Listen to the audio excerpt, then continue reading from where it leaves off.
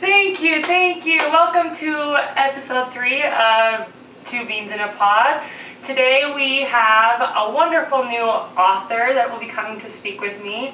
His name is Frank Indinburg, and his book is flying off the shelves at Savers. Here he comes! Thank you. Oh. Okay. No kiss, no kiss. So Frank, tell me, when did you start becoming a writer? I started writing, I can't remember if it was my first or second year of elementary school, like most kids. Mm-hmm. Okay. Do you want to tell us a little bit about that? Yeah, sure. I mean, just kind of your basics. I'm sure you had a wonderful teacher who taught you the skills of how to write. Yes. I did.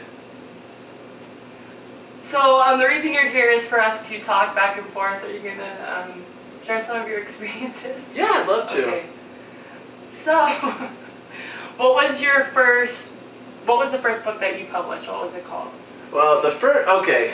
I mean, published, or are we talking, like, Mom spent 30 cents to put a piece of Scotch tape on the outsides of 10 pieces of it. My first published book was actually interesting because it took me probably about 5 years.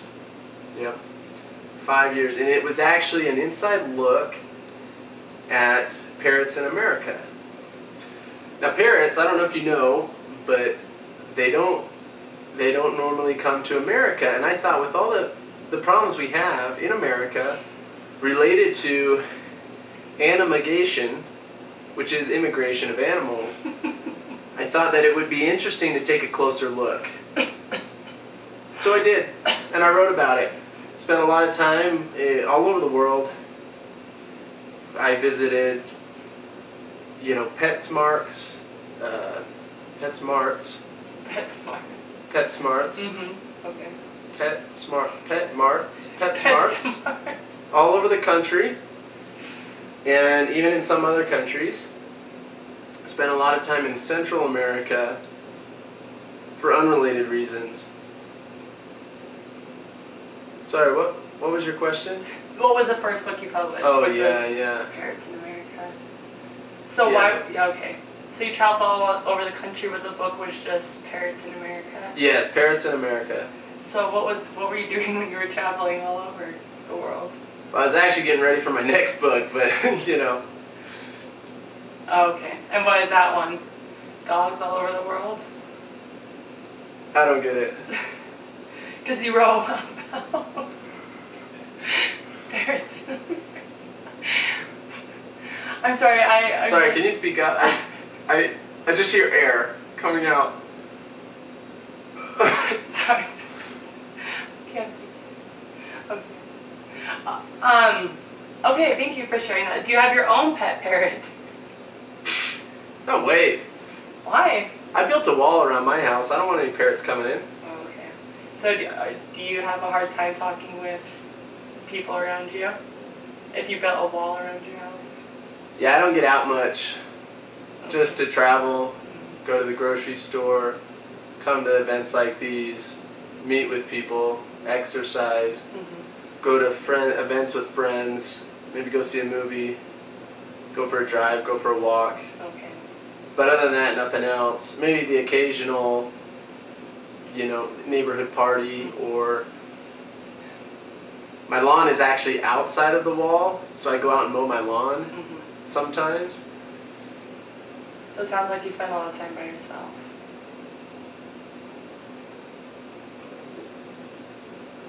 Can we focus on the book? Okay. Yeah, so tell us about your new book here. It's been flying off the shelves. Tell everyone what it's called.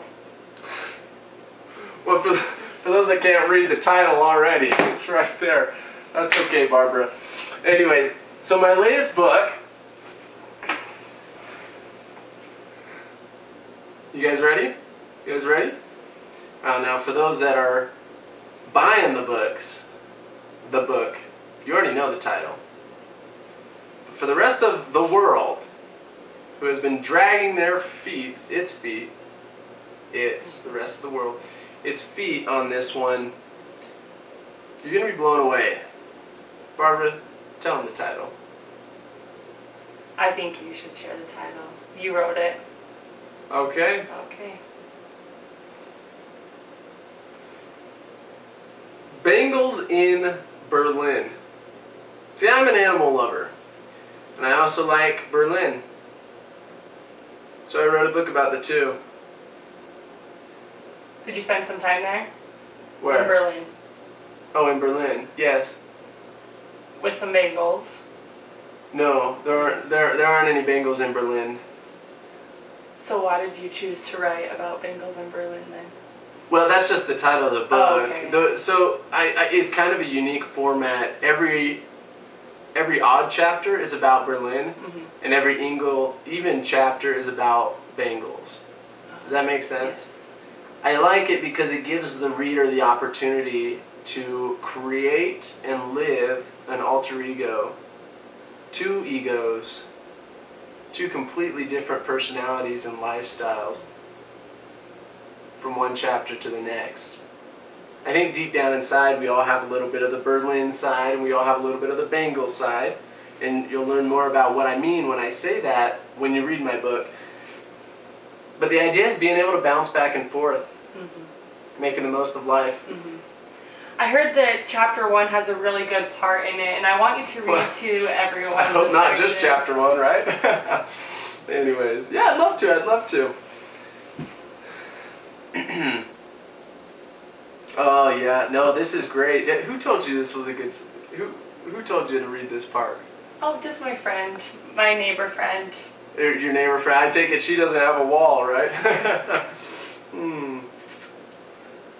All right, So Barbara. are you gonna start? Oh, you want me to read out loud? Oh yeah, read out loud so the fans can hear. I'm just so, living by myself in a house inside of a wall, I usually read to myself. But yeah, I'll read a little bit. Now, as the Bengals sat there, it reminded me of some of the things I learned in Berlin. Now, before you jump the gun, I'm not in Berlin. I'm in Africa with the Bengals.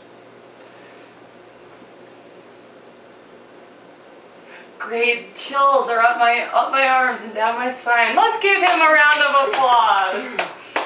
All right, that was wonderful. Now, as you came in and as I'm sitting here, I noticed you're wearing a fanny pack. This? Yes. Does that help you with your writing or a fashion statement? No, fashion. You know me, I'm not about fashion. Okay, maybe a little bit, but no, the fanny pack is just practical. I call it the fanny practical. Because I can carry everything I need to write in the fanny pack. Okay.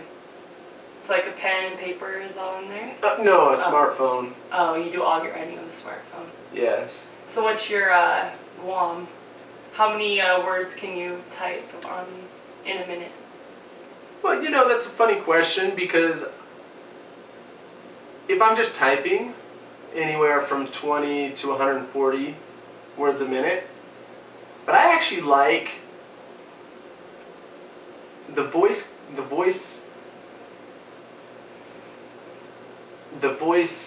what do you call it? Where you talk to it and it types for you.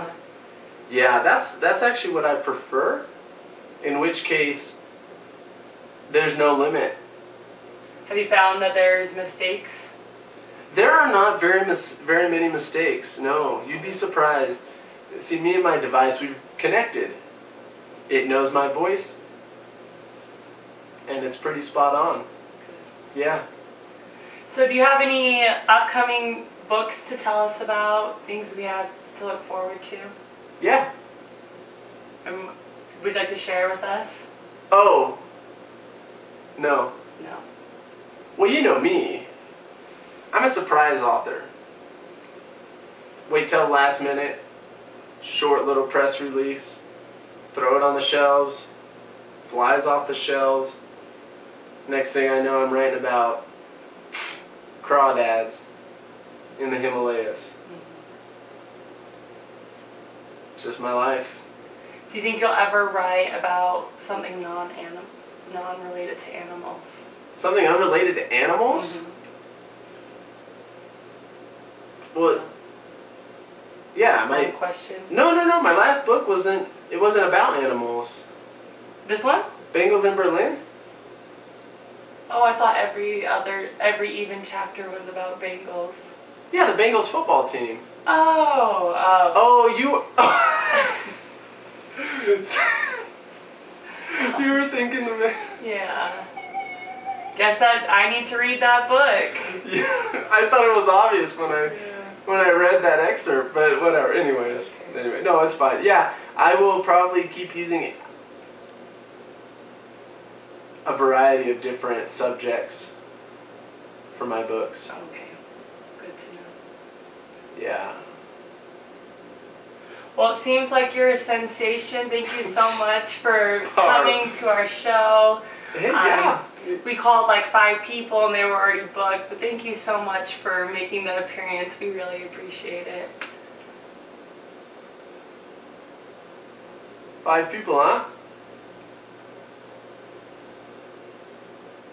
But we are so glad that you came because I feel inspired. And ladies and gentlemen, you will all receive Bengals in Berlin, a copy of your own book. And you're paying full price. You're paying full price for it? No, we are giving them to you for free. No, don't listen. She's a liar. She told me when she called me to come on the show that she has been dying to get a hold of me, that I was her top priority, and here I find out I'm the 5th? 6th? You called 5 other people? I'm the 6th? Okay, well, please just sign my copy.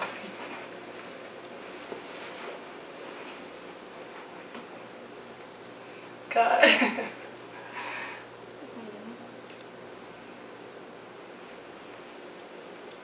Okay, thank you so much for watching our show. We'll see you tomorrow.